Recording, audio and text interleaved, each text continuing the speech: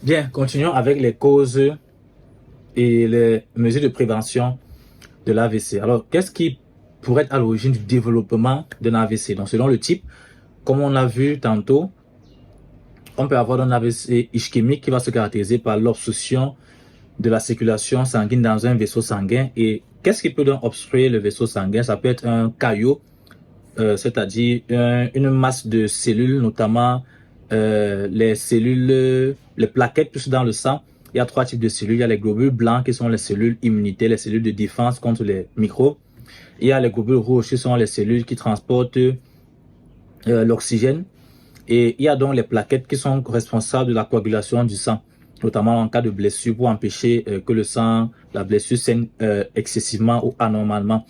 Donc, un caillot peut donc se former avec l'accumulation de ces plaquettes et former une masse qui va bloquer la circulation sanguine. Tout comme on peut avoir aussi la formation d'une plaque d'athérome qui est une plaque de graisse, notamment de cholestérol. Donc, cette graisse va se déposer au niveau de la paroi interne des artères, ce qui va donc empêcher la circulation sanguine. Ça peut donc être une plaque d'athérome qui s'est formée au niveau des artères du cerveau, tout comme ça peut être un caillot ou un thrombus, comme on l'appelle encore un thrombus, ou un caillot qui s'est formé en dehors du cerveau, donc dans d'autres organes, au niveau d'autres artères, d'autres organes, comme peut-être au niveau des reins, au niveau du foie, au niveau d'autres organes en général, et donc qui a cheminé, qui a circulé dans les différents artères et qui est venu donc se retrouver au niveau du cerveau et qui bouche donc l'artère cérébrale. Dans le cas d'un accident hémorragique, on aura le saignement dans le cerveau avec la rupture du vaisseau sanguin.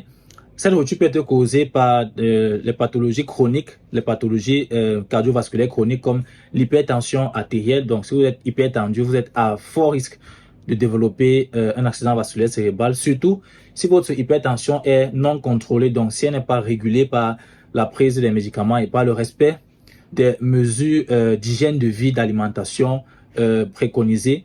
Ou encore, ça peut être dû à ce qu'on appelle un anévrisme, c'est-à-dire une anomalie de la structure des vaisseaux sanguins. Donc, il peut arriver qu'il y ait des déformations de certaines artères et cette déformation peut créer donc une poche dans les artères et au niveau de cette poche, donc, il y a un peu de sang qui va s'accumuler et avec le temps, puisque la structure de cette poche n'est pas assez rigide, n'est pas assez solide, il pourra arriver donc que cette poche éclate et donc que le sang se mette donc à jaillir à l'intérieur du cerveau.